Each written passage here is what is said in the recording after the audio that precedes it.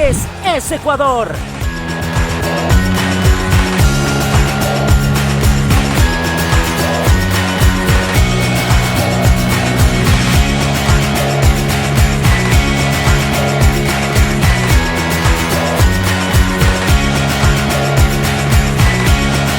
Bienvenidos a Impactos América. Soy Verónica Yaguno y esto es Impactos del Año.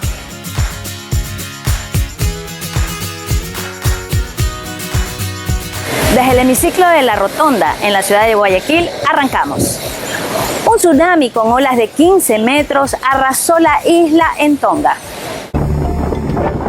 Esto que ves es el paradisíaco archipiélago de Tonga, que vivió este sábado una de las peores erupciones de las últimas décadas. El volcán submarino Hunga Tonga Hunga Hapai entraba así en erupción, provocando una impactante columna de ceniza y un tsunami que ha tenido repercusiones a miles de kilómetros. Las imágenes de satélite muestran el tremendo impacto de la erupción y cómo algunas islas menores de este archipiélago han quedado completamente sumergidas bajo el agua. La erupción, que ocurrió 65 kilómetros al norte de la capital, Nuku'alofa, dejó a Tonga sin electricidad y cortó las comunicaciones, por lo que es difícil conocer la verdadera repercusión que ha tenido en el lugar. With a population of around 100,000 and with 70% of them living on one island, and with that island being heavily affected, we're roughly thinking up to 80,000 people could be affected. But how many of them are seriously affected? We don't know.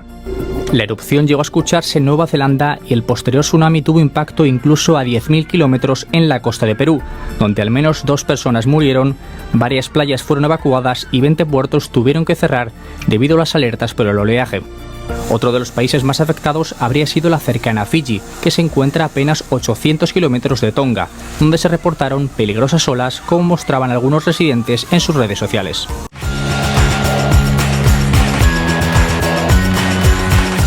El tenista Novak Djokovic fue deportado de Australia por oponerse a la vacuna del COVID. Veamos.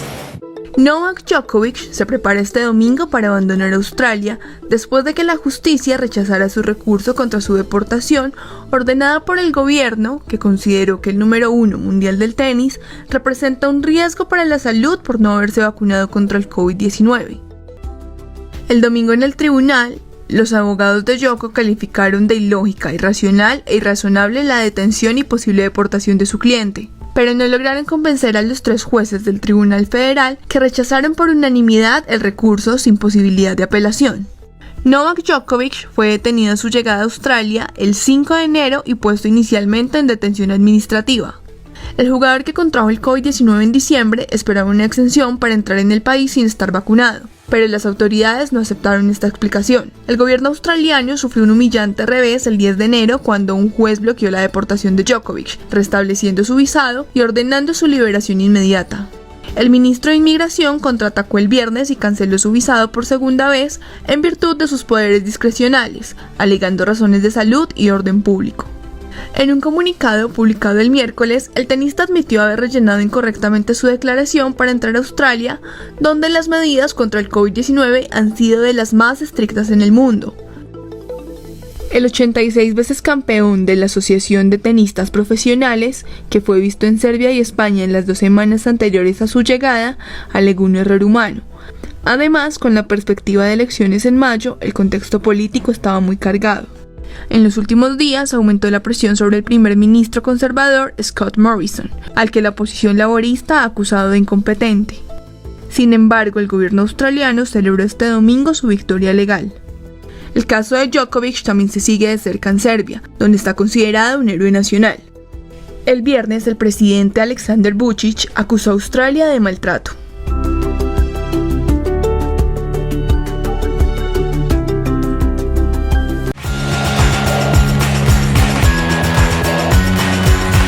El Papa emérito Benedicto XVI pide perdón a las víctimas por abuso sexual. Veamos.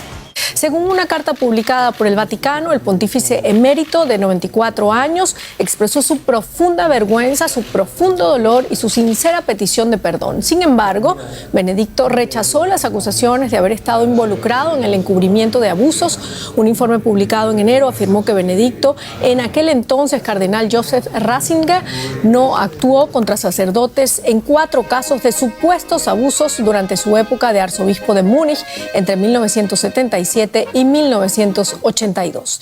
En su carta se esforzó en mostrar su remordimiento y su simpatía por las víctimas. Solo puedo expresar a todas las víctimas de abusos sexuales mi profunda vergüenza, mi gran dolor y mi sincera petición de perdón.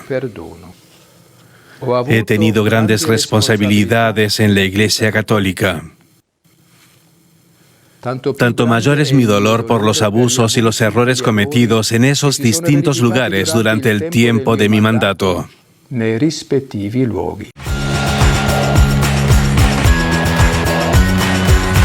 La provincia de Corrientes en Argentina es declarada desastre ecológico.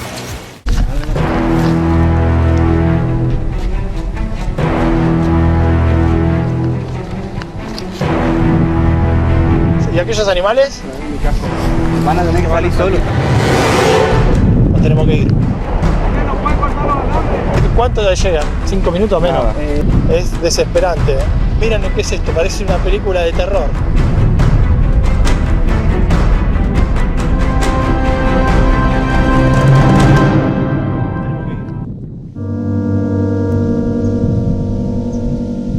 ...24 horas después al lugar donde ayer el fuego nos sacó realmente a la fuerza y a las corridas, y el panorama era el que se temía, el que la gente que evacuó a las personas que vivían en esta casa se imaginaba. Fíjense, el paisaje completamente negro.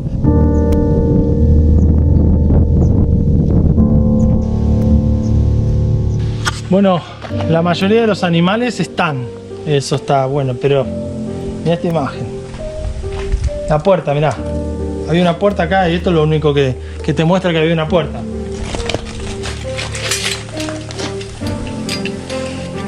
La persona dueña de casa nos invitó porque el fuego se veía bien desde el fondo. Por ahí no se imaginaba que después ya la casa iba a quedar así.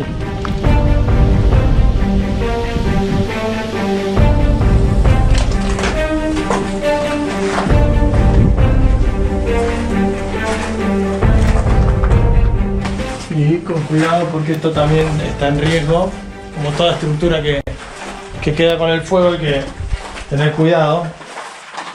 Nada, no sé cómo era antes, no pasamos a la casa de Ramón antes, pero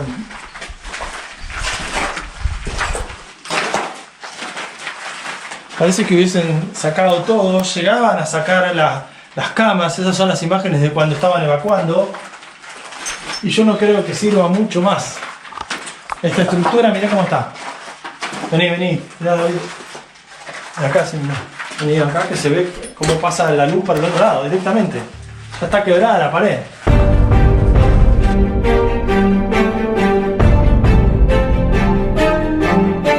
Este es un incendio de las decenas de incendios que hay en Corrientes desde hace semanas.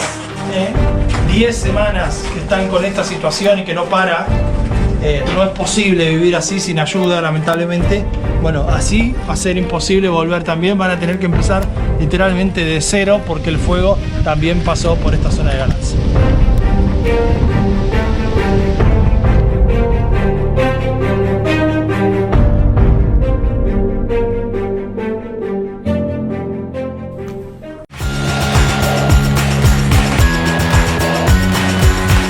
La reina Isabel da positivo en COVID. Hace 2 fines de semana, los cañones en honor a los 70 años de la reina Isabel II al mando de la corona resonaban en Reino Unido. Hoy es el coronavirus el que golpea a la monarquía. La soberana de 95 años dio positivo a COVID-19. Estoy seguro de que hablo por todos al desear a Su Majestad la Reina una pronta recuperación del COVID y un rápido retorno a una vibrante buena salud. A través de un comunicado, el Palacio de Buckingham informó que la reina está con síntomas leves, comparables a los de un resfrío. De todos modos, hay preocupación. Obviamente es triste, ¿no? Ella es un símbolo de la nación. Le deseo bien. Mucha gente ha tenido COVID, así que supongo que mientras no se enferme gravemente, todo irá bien. Estoy muy sorprendido de que haya salido positivo porque es la persona más popular del mundo para estar segura. Desde que arrancó la pandemia, el palacio ha tomado especial cuidado para evitar el contagio de la reina. ¿Cómo pudo haberse contagiado entonces? A pocos días de su jubileo de platino, la monarca se reunió con el príncipe Carlos en el castillo de Windsor. 2 días más tarde, el heredero al trono fue diagnosticado con COVID-19 por segunda vez. El lunes, su mujer, la duquesa Camila, salió positiva y este domingo ocurrió lo mismo con la reina.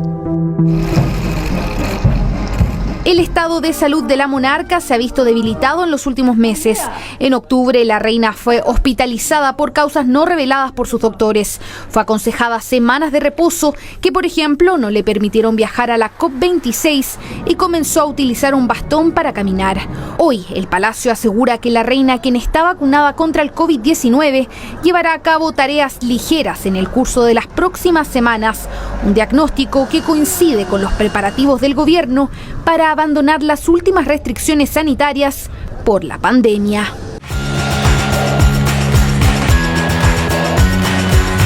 Rusia invade a Ucrania. ¿Qué está pasando con el reabastecimiento de armas a Ucrania?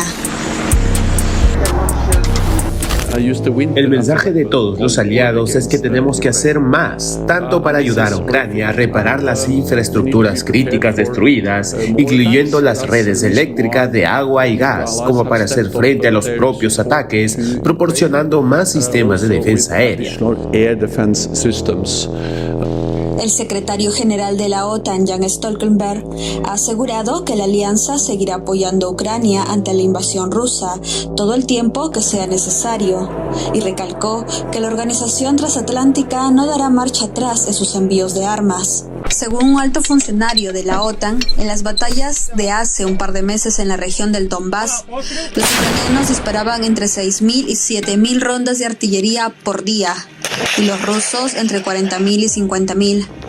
Para entender la dimensión de esas cifras, basta recordar que Estados Unidos tiene capacidad de fabricar apenas 15.000 rondas de artillería por mes. Los ucranianos reclaman al menos 4 sistemas de armas que Occidente no les ha proporcionado y es poco probable que lo haga. Pero Ucrania no es el único con problemas de abastecimiento. Los rusos también sienten esta deficiencia. Ahora usan menos proyectiles de artillería, pero tienen muchos, por más que algunos sean viejos y poco confiables. Frente a un problema parecido, Moscú también está tratando de aumentar la producción militar y hay informes de que estaría tratando de comprarle misiles a Corea del Norte y más drones baratos a Irán.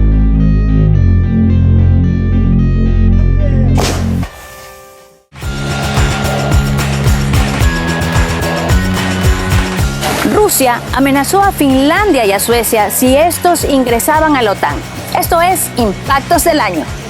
El vicepresidente del Consejo de Seguridad de Rusia, Dmitry Medvedev, amenazó hoy con el despliegue de armas nucleares en el Báltico si Suecia y Finlandia ingresan a la Organización del Tratado del Atlántico Norte.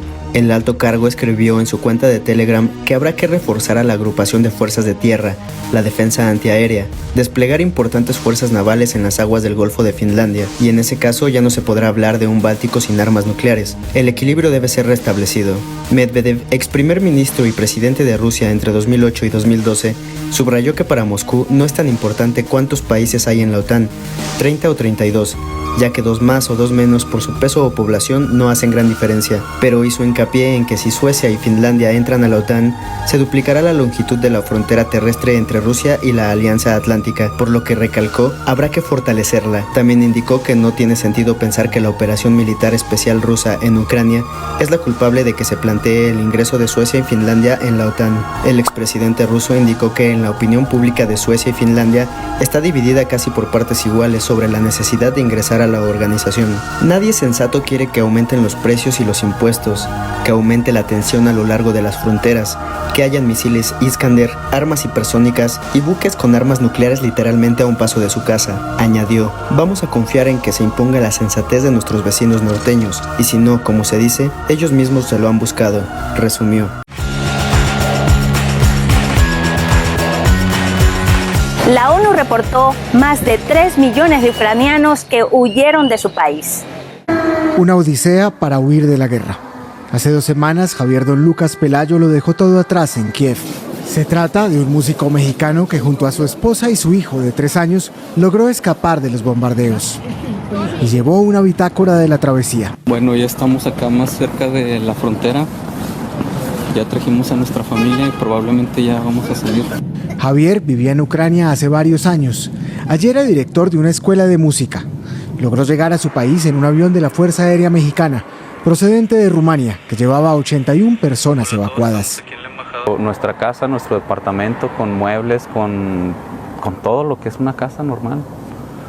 Y pues tuvimos que dejar todo, hasta los peces y lo que teníamos ahí, los animalitos ahí se quedaron. Pero pues logramos salir con vida. Trajimos pues una maleta con documentos y un poquito de dinero del que yo tenía ahorrado en efectivo. Así como él, millones de personas han huido de la guerra. Hemos superado otro hito terrible. 3 millones de refugiados han huido de Ucrania. La guerra tiene que parar ahora. Al menos 1,4 millones de ellos son niños, según la Agencia de la ONU para la Infancia UNICEF, mientras que 157.000 son ciudadanos de terceros países, de acuerdo con la Organización Internacional para las Migraciones. Más de 1,8 millones han cruzado a Polonia, más de 450.000 están en Rumania, cerca de 337.000 en Moldavia, casi 264.000 en Hungría y unas 213.000 en Eslovaquia. Además, más de 140.000 habían ido a Rusia y más de 1.400 a Belarus, según cifras de ACNUR.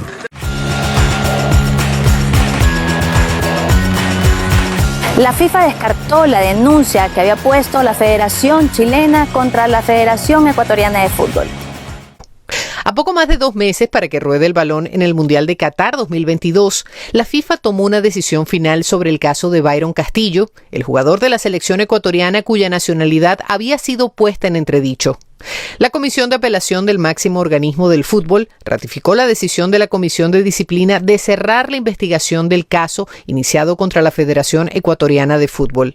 Recordemos que las federaciones de fútbol de Chile y Perú presentaron un reclamo por la presunta alineación indebida de Castillo, a quien acusan de no ser ecuatoriano, en la fase de clasificación del combinado ecuatoriano en la eliminatoria al Mundial de este año.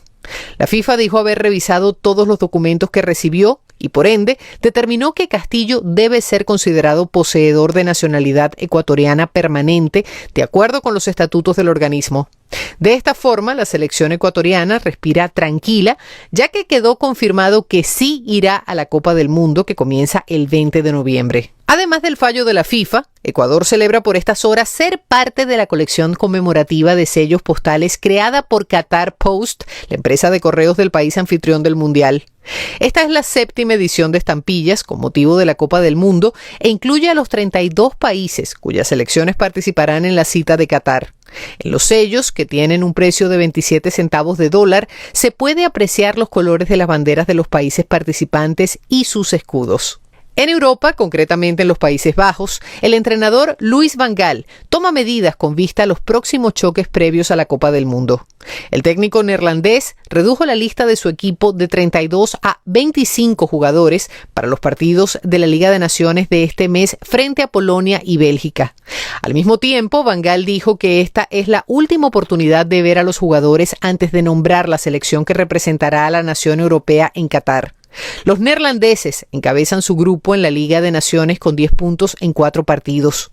En la Copa del Mundo, la selección de Países Bajos juega en el grupo A con Qatar, el anfitrión, Ecuador y Senegal, con quienes jugarán su primer partido el 21 de noviembre. La marca de indumentaria deportiva Nike reveló los uniformes que varias selecciones, entre ellas Estados Unidos, usarán en el Mundial. Los nuevos uniformes Nike para la cita mundialista de este año cuentan, según la compañía, con la tecnología Dry Fit de la marca, que evita que el cuerpo quede húmedo por el sudor, y están hechos con poliéster creado de plástico reciclado. Y finalmente, Irán comienza la última fase de su preparación para Qatar 2022. Ello luego de que esta semana el entrenador portugués Carlos Queiroz aceptara nuevamente el trabajo de seleccionador con el conjunto iraní. Queiroz, quien sustituyó a Dragan Skocic, regresa a la que fue su casa hasta enero de 2019. Es la tercera vez que Queiroz dirigirá a Irán al Mundial después de las Copas de 2014 y 2018. Sin embargo, el tiempo apremia. Quedan poco más de 2 meses para que enfrenten a Inglaterra en su debut del 21 de noviembre antes de jugar contra Gales y Estados Unidos. Previo a ello, en septiembre, los iraníes tienen programado un amistoso con Uruguay en Viena, Austria.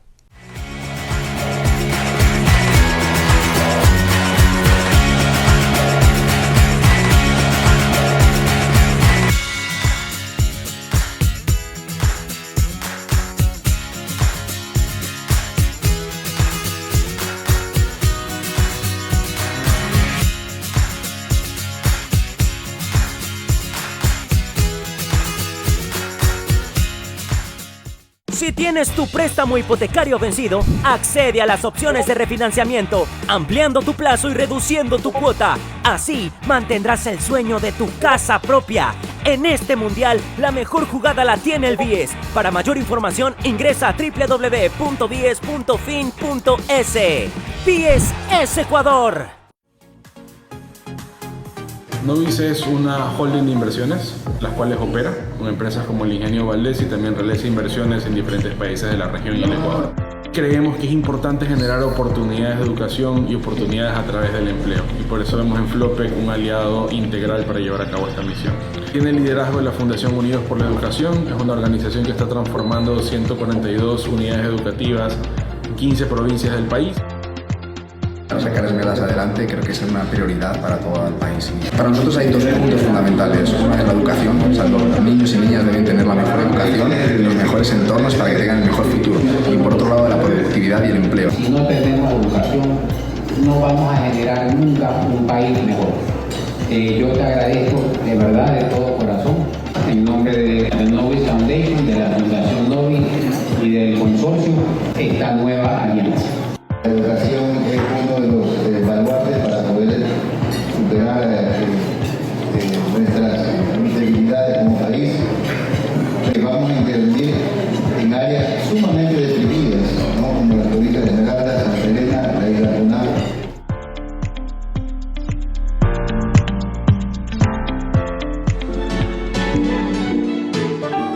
Gobierno del Encuentro.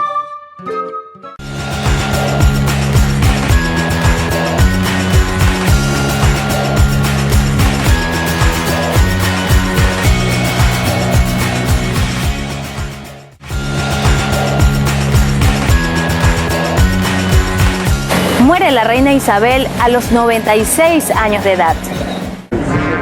Isabel II, la reina que dio la vuelta al mundo 42 veces, iniciaba así su último viaje.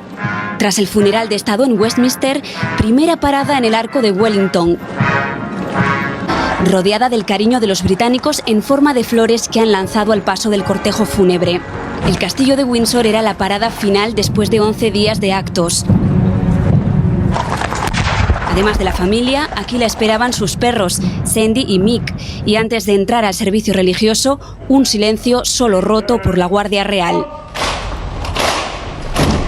El deán de Windsor recordaba a la monarca. Nos ha dado confianza para enfrentar el futuro como ella hizo, con valentía y esperanza, decía. Una ceremonia solemne a la que acudía la familia, muchos de ellos miembros de otras casas reales europeas. Y una ceremonia cargada de simbolismo, especialmente en este momento, cuando el joyero de la corona retira del féretro el cetro, el orbe y por último la corona imperial. unos elementos que han acompañado a la reina cada día en su despedida. Así se ha escenificado el relevo y se ha dado, ahora sí, el último adiós público a la reina, porque el último adiós de sus más allegados terminaba hace solo unos minutos en un acto íntimo y privado. Isabel II ya descansa junto a su marido, sus padres y su hermana. Tras el entierro, una petición. Que Dios bendiga al nuevo rey con una larga vida, salud y honor. Y por último, el himno cantado al unísono por los 800 invitados, con un emocionado Carlos III.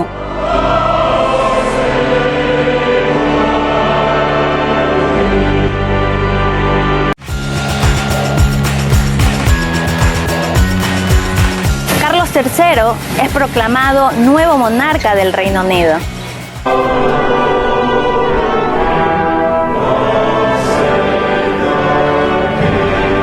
Durante 70 años no hubo otro himno que los británicos entonaran que el que brindaba honor a su reina. Hoy la letra de la canción es para aclamar que Dios salve al rey, al que más tiempo esperó para asumir la corona en la historia de Reino Unido, el primero en ostentar un título universitario y el que tendrá el difícil desafío de continuar con el legado de la reina Isabel II. Carlos III fue proclamado oficialmente como rey este sábado. Por primera vez, la proclamación del rey fue transmitida en vivo. Las banderas que se habían bajado a media asta en duelo por el fallecimiento de la reina Isabel II se izaron nuevamente para celebrar el ascenso del nuevo monarca. God save the king. God save the king. Soy profundamente consciente de esta gran herencia, de los deberes y las responsabilidades de la soberanía que ahora me pesan. Al asumir estas responsabilidades me esforzaré por seguir el ejemplo inspirador que se me ha dado. Acompañado de la reina consorte y el príncipe heredero, el rey Carlos III firmó una serie de órdenes, entre ellas la que decreta como feriado el próximo 19 de septiembre, día en que se realizará el funeral de estado de la reina Isabel II en la abadía de Westminster, el primero desde la muerte de Winston Churchill en 1965. Un día marcado por más y más juramentos, luego de la proclamación que también fue leída en la antigua Bolsa de Comercio de Londres, fueron los parlamentarios, uno a uno, los que se comprometieron a ser leal con el rey. Juro por Dios Todopoderoso que seré fiel y tendré verdadera lealtad a su majestad el rey Carlos, sus herederos y sucesores, de acuerdo con la ley. Que Dios me ayude. Mientras el país llora la muerte de la monarca que más tiempo encabezó la corona británica, el nuevo rey se prepara para embarcarse en un viaje en el cual busca acercarse a cada uno de los territorios de Reino Unido. Una gira a Inglaterra, Escocia, Gales e Irlanda del Norte que no hará solo. Lo acompañará la también recién asumida primera ministra Liz Truss. De vuelta en Londres será el momento del último adiós a la mujer que inicialmente no estuvo destinada a ser reina, pero que cambió el destino de toda una nación.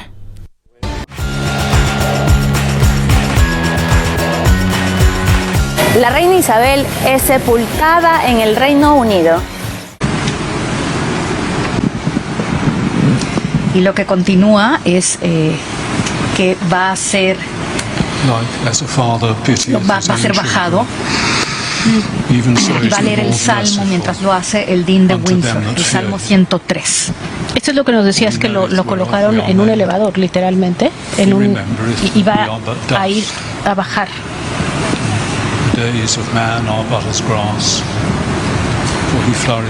A descender, la palabra correcta. No, yo lo dije mal. Dije, ¿va a ser bajado? No, va a descender mientras se lee. Este es el comital, este es el momento.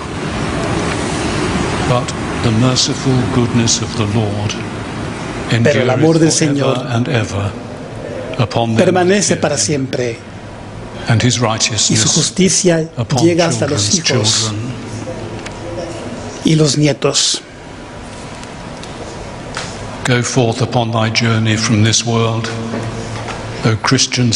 Sal pues en tu viaje de este mundo, alma cristiana, en el nombre de Dios el Padre que te creó, en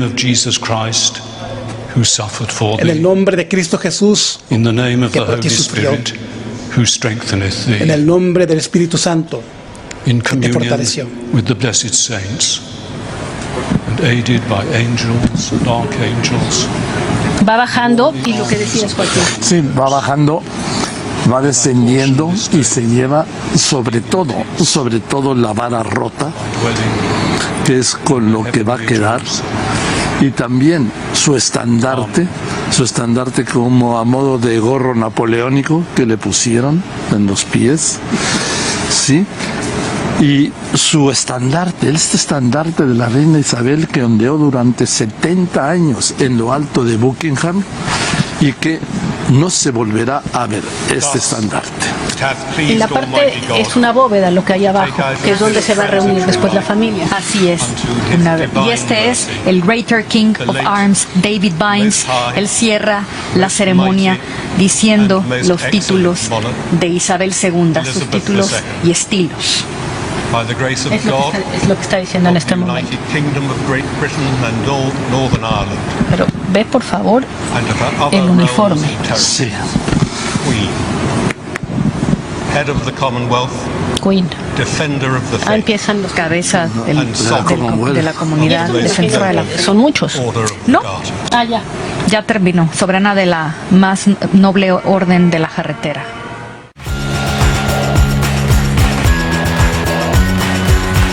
En Irán estallan las protestas por la muerte de Mahsa Amini.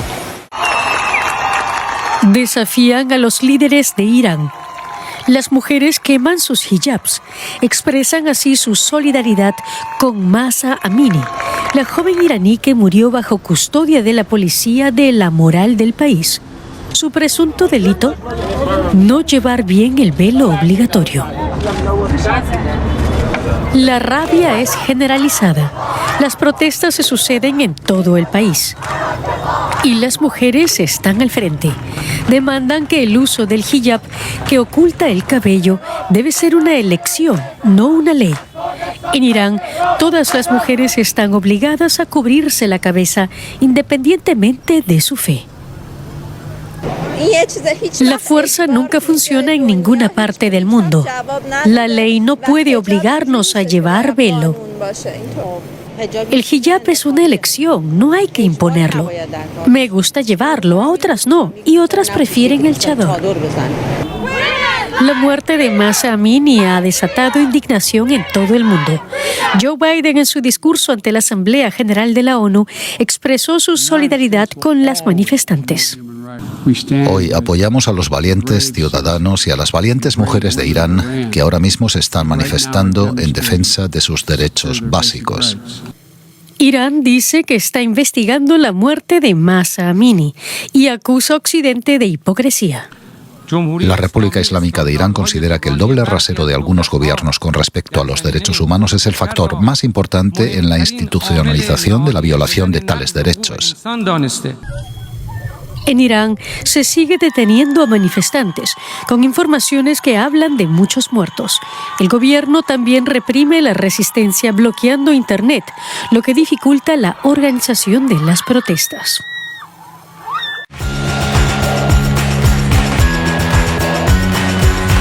El huracán Ian toca tierra en Florida. El huracán Ian tocó tierra el miércoles en Florida, en el sureste de Estados Unidos. Considerado extremadamente peligroso por el Centro Nacional de Huracanes, Ian ya dejó sin electricidad a más de 1 millón de hogares, según el sitio especializado Power Outage, que registra los cortes de energía en Estados Unidos. Las marejadas ciclónicas podrían alcanzar más de 5 metros en las costas y se esperan entre 30 y 45 centímetros de lluvias en el centro y noreste de Florida y hasta 60 centímetros en otros lugares.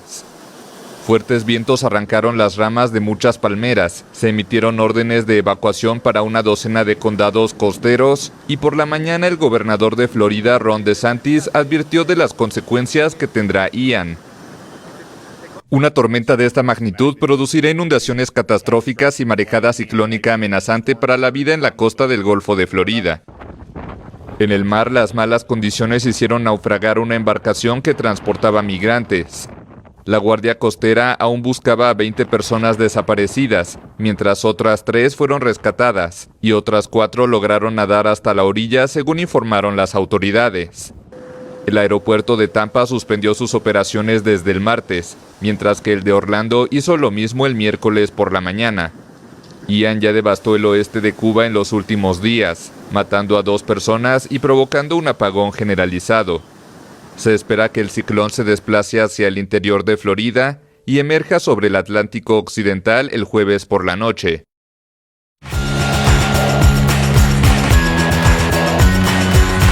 En Ecuador, un nuevo motín carcelario.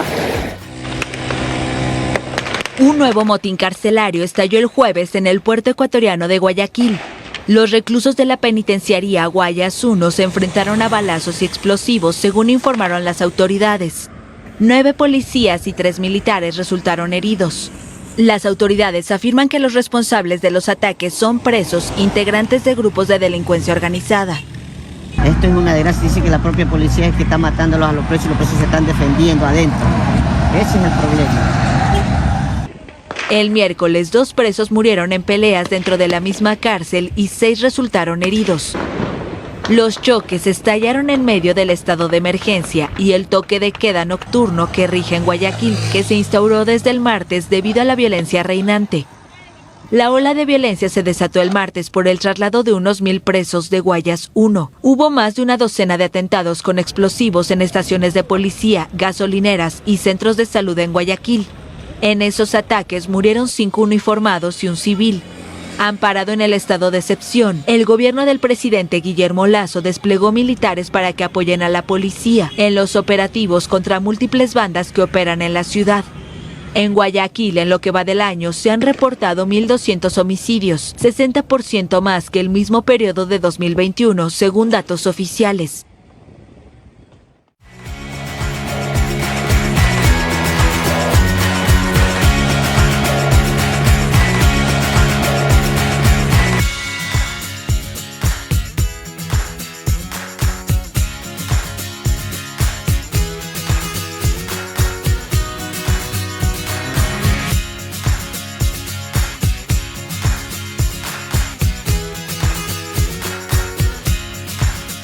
¿Tienes un préstamo hipotecario vencido? ¡No te preocupes más! Refinancia y amplía el plazo reduciendo tu cuota. Accede al periodo de gracia de capital e interés hasta 12 meses. Mantén el sueño de tu casa propia. En este mundial, la mejor jugada la tiene el BIES. Para mayor información, ingresa a www.bies.fin.es. BIES es Ecuador. El trabajo coordinado en beneficio de la seguridad ciudadana hace posible que el día de hoy se firme un convenio en el cual nos facilitan containers que permitirán al personal policial hacer su vivienda en esos lugares y también ocupar como archivos. Este es un agradecimiento a la empresa por el apoyo a la seguridad ciudadana de acá de Esmeraldas. Gobierno del Encuentro.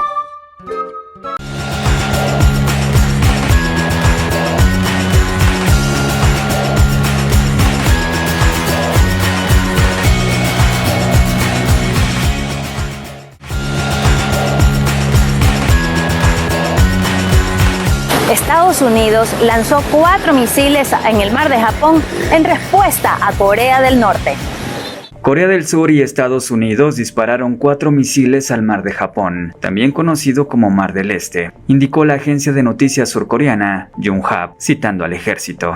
Los disparos responden al lanzamiento en la víspera de un misil balístico desde Corea del Norte, que sobrevoló Japón, algo que no ocurría desde hace 5 años.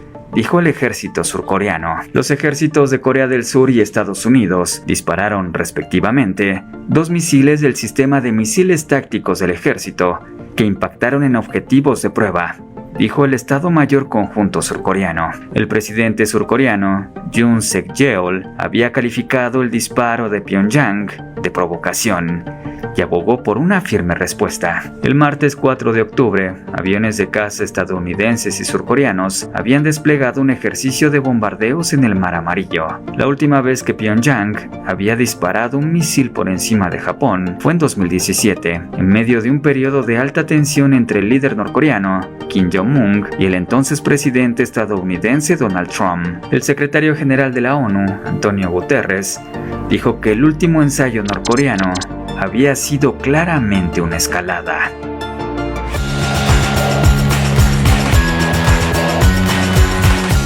Las Fuerzas Armadas de Rusia envían varios ataques a ciudades ucranianas. Veamos.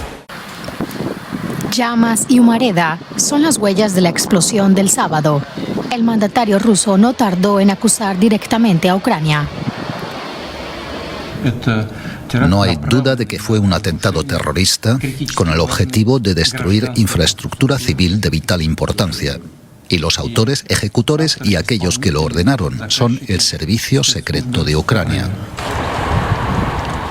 Kiev no ha reivindicado la autoría de la explosión en este puente, que es clave para los suministros de las tropas rusas en el sur de Ucrania, aunque sí había amenazado en el pasado con atacarlo. Las acusaciones de Putin llegaron horas después de que misiles rusos destruyeran este bloque de viviendas de la ciudad de Zaporilla. Los ataques, que golpearon numerosos edificios residenciales, dejaron más de una docena de víctimas mortales. Esta localidad del sureste de Ucrania ha sido objeto de reiterados bombardeos durante las últimas semanas. Mientras los equipos de rescate siguen trabajando, el presidente ucraniano condenó los ataques, urgiendo a la comunidad internacional a pasar a la acción. Es necesario calificar oficialmente a Rusia como un Estado terrorista. Necesitamos que se condene a todos los niveles cada una de las escaladas de Rusia, desde los ataques terroristas al intento criminal de anexionarse nuestro territorio. Las represalias a la explosión del puente de Crimea no se hicieron esperar, no solo con ataques en Zaporilla, sino también con bombardeos en Kiev y Leópolis en la madrugada del lunes.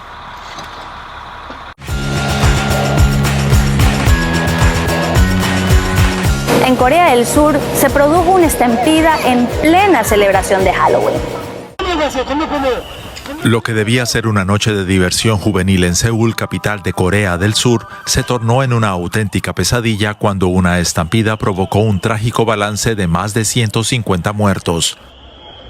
Se cree que unas 100.000 personas se encontraban en la noche del sábado en las estrechas calles del popular y céntrico barrio de Itaewon. Todavía no está claro qué es lo que provocó la estampida. Los equipos de paramédicos, ayudados por los transeúntes, intentaron practicar la reanimación cardiopulmonar a las decenas de jóvenes que colapsaron durante el incidente. Numerosos testigos describen escenas de caos en las calles aledañas. Llegamos aquí a eso de las 10. Lo que vimos era como una película, como una guerra.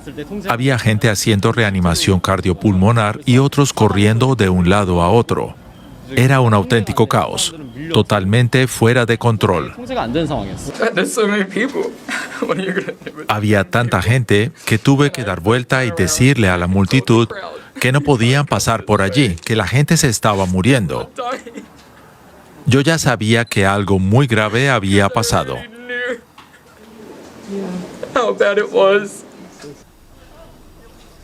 El presidente de Corea del Sur, Yoon Suk-yeol, visitó el lugar de la tragedia antes de decretar un periodo de luto nacional. Como presidente responsable de las vidas y la seguridad de la población, mi corazón está dolido y me cuesta sobrellevar el dolor.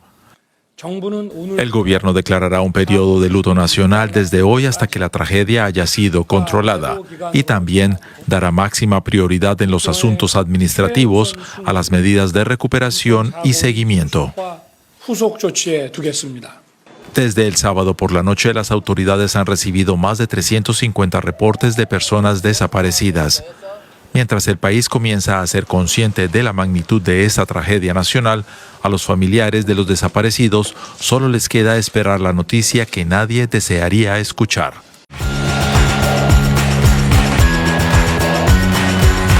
Y en Brasil se celebraron las elecciones dando como ganador a Lula da Silva. Luis Ignacio Lula da Silva fue proclamado vencedor en unas elecciones de vértigo.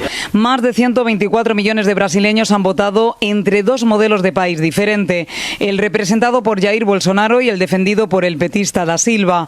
En su primer discurso, tras la victoria, Lula afirmó sentirse en un proceso de resurrección. Porque tentaron me enterrar vivo. Me intentaron enterrar vivo y aquí estoy.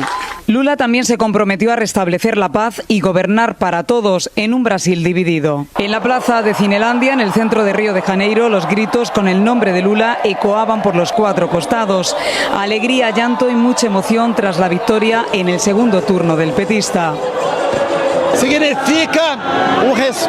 Significa el respeto a la memoria de los más de 600.000 brasileños que murieron por COVID, incluso mi hermano. La memoria de ellos a partir de hoy pasa a ser respetada. Yo tenía certeza que íbamos a ganar porque fueron 4 años sacrificando la cultura. Él acabó con el Ministerio de la Cultura. 4 años de desgracia y gracias a Dios ahora Lula volvió para reconstruir este país. ¡Viva la clase trabajadora! ¡Viva Lula!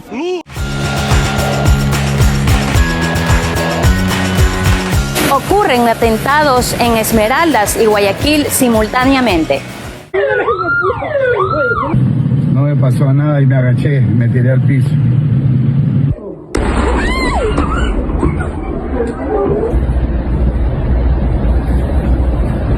El man se fue gritando una bomba y se lo soplaba el man. Esto fue parte de lo ocurrido esta madrugada en Ecuador luego de que se reportaran 12 atentados con coches bomba en las ciudades de Guayaquil y Esmeraldas, perpetrado por grupos criminales, presuntamente ligados al cártel Jalisco Nueva Generación y al cártel de Sinaloa. De acuerdo con las autoridades, esto habría sido provocado por el traslado de 2 reos a la penitenciaría del Litoral, los cuales podrían estar bajo la protección de estos cárteles y que dejó como saldo a 3 policías muertos. Por su parte, el presidente Guillermo Lasso declaró estado de excepción y señaló estar dispuesto a actuar con dureza en contra de los implicados. Estoy aquí y he dispuesto a actuar con dureza dentro del marco de la ley. La narcodelincuencia vivía en un paraíso dentro de nuestro país. Hoy la narcodelincuencia se siente incómoda y manifiesta su malestar con violencia. Ya entendieron que no nos temblará la mano a la hora de responder como se debe. Y el conocido futbolista español Gerard Piqué anunció su retiro del fútbol. ¿Creéis que Piqué debería dejar el Barça? Pues yo creo que ha ganado más de 30 títulos para el Barça. Y hoy se ha acabado el gran Piqué que conocíamos. Culers, sóc el Gerard. Fa setmanes, mesos, que molta gent parla de mi. Fins ara no he dit res. Però ara vull ser jo el que us parli de mi. Gerard? Hola. Sí, molt bé. Com molts de vosaltres, sóc del Barça des de sempre. Toma-la, Gerard. Vaig néixer en una família molt futbolera. Gerard, no facis tonteries. I molt culer. Des de molt petit jo no volia ser futbolista. Volia ser jugador del Barça. Últimament he pensat molt en aquell nen. En què hagués pensat el Gerard de petit si li haguessin dit que compliria tots els seus somnis. Que arribaria al primer equip del Barça, que guanyaria tots els títols possibles. Que seria campió d'Europa i del món. Que jugaria al costat dels millors de la història, que seria un dels capitans, que faria amics per sempre. Ara fa 25 anys que vaig entrar al Barça. Vaig marxar i vaig tornar. El futbol m'ho ha donat tot. El Barça m'ho ha donat tot. Vosaltres, culers, m'ho heu donat tot. I ara que els somnis d'aquell nen ja s'han complert, vull dir-vos que he decidit que és el moment de tancar aquest cicle. Sempre he dit que després del Barça no hi hauria cap altre equip. I així serà. Aquest dissabte serà el meu últim partit al Camp Nou. Passaré a ser un culer més, animaré l'equip i transmetré l'amor pel Barça als meus fills, tal com la meva família ho va fer amb mi. I ja em coneixeu, tard o d'hora, tornaré. Ens veiem al Camp Nou, visca el Barça, sempre.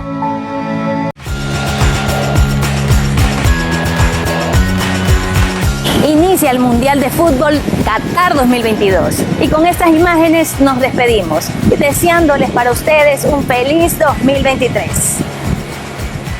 El primer día comenzó con la ceremonia de inauguración y un show espectacular en el que vimos desde un coreano K-popero hasta Morgan Freeman. Terminada la gran ceremonia, finalmente llegó el primer partido del Mundial después de 4 años y medio de espera. En la previa, el equipo local hacía un calentamiento particular y para la decepción de muchos, ni bien empezó el partido, Ecuador se mostró superior. Incluso le anularon un gol por offside a los pocos minutos que alteró a la hinchada, en especial a él.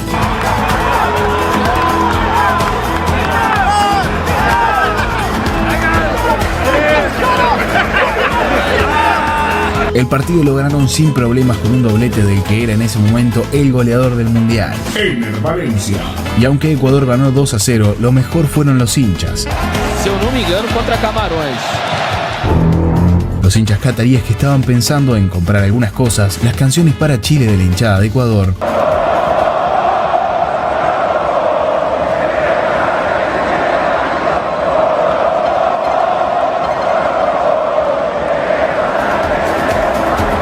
Y que finalmente el hincha ecuatoriano que protestó el offside se terminó amigando con el jeque. Sport brings people together. So we're very friendly with each other. I wish Qatar the best. En el tercer día debutó la selección argentina, enfrentándose contra Arabia Saudita y Jamie Lannister en un partido que arrancó muy bien para Argentina, pero en el que le anularon 3 goles en el primer tiempo por offside. Para la desilusión de muchos, en el entretiempo una charla del actor de Hollywood más futbolista del mundo dejó a los árabes con las venas llenas y dieron vuelta al partido con un golazo.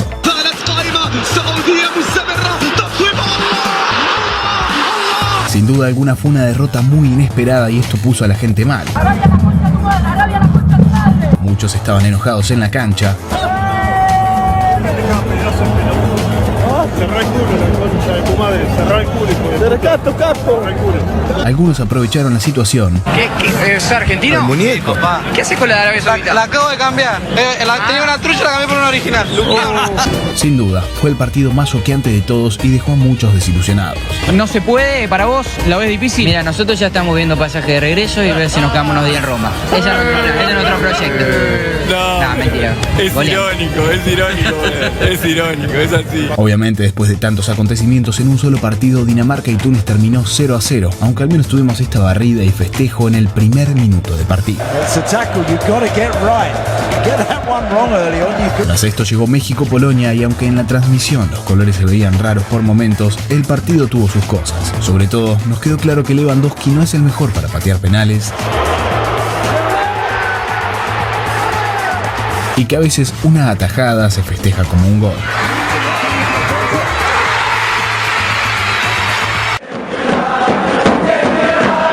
Japón mostró que puede festejar siempre y cuando esté la luz verde.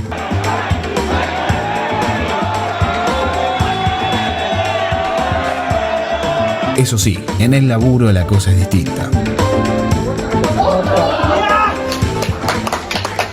Además, algunos hasta se volvieron japoneses.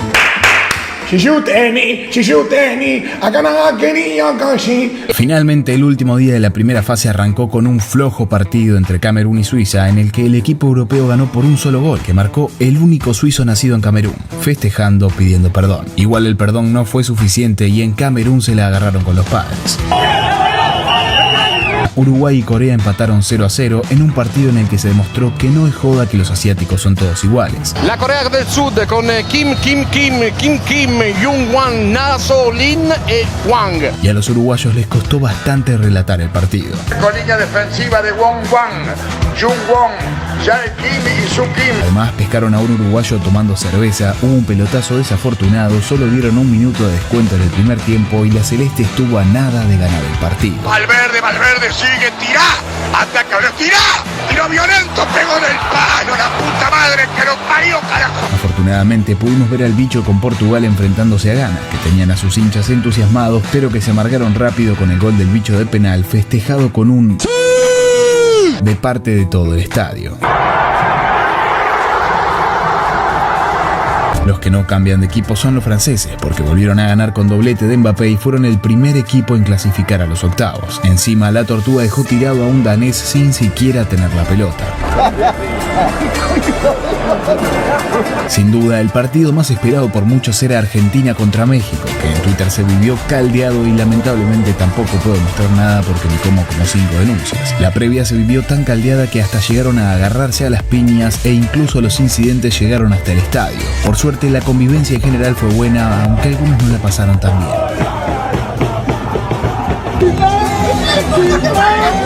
Por supuesto, las gastadas de Twitter fueron devueltas con ratio incluido, y si hubo algo que se destacó en el partido fue la hinchada argentina, que levantó mucho el nivel. Por supuesto, además de los partidos, los hinchas están dando mucho de qué hablar. Algunos se disfrazaron. Le voy a preguntar, where are you from, my friend?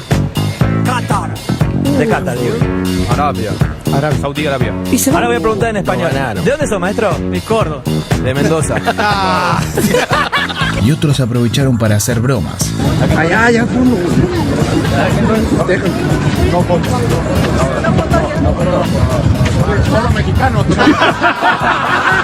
Por otro lado, no faltaron quienes quisieron pasar alcohol al estadio.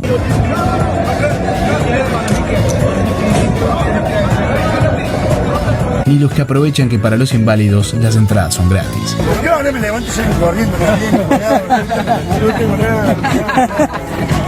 No, ¿qué te jodido? Boludo.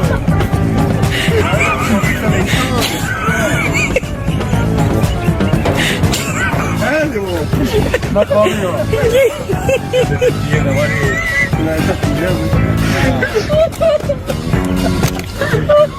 Además, vimos hinchas especiales.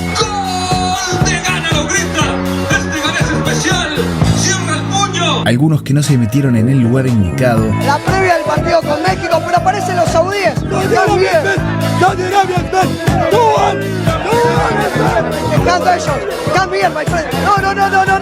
Hinchas árabes que están preparados para todo. Are you ill?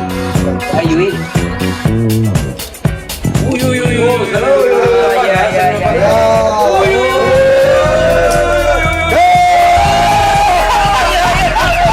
Y en Qatar se vieron algunos hinchas que estaban bastante perdidos. ¿Qué pasó? Oh, Pipi, escuchá.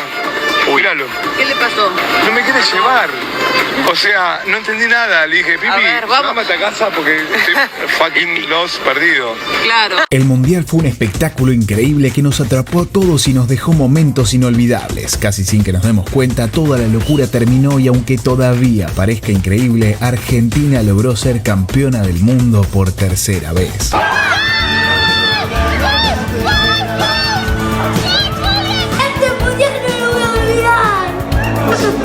Y como si todo fuera poco, los héroes nacionales regresaron al país en una jornada que quedará para la historia, en donde todo el pueblo salió a las calles, se vivieron momentos inolvidables y quedó claro que son uno más tipazo que el otro. De tanta gente que salió a la calle, no bastó con un bondi ni con todos los protocolos y fueron necesarios helicópteros para terminar los festejos, como si todo lo vivido ya no fuera la película perfecta. Argentina es campeón del mundo y por tercera vez. Disfruta.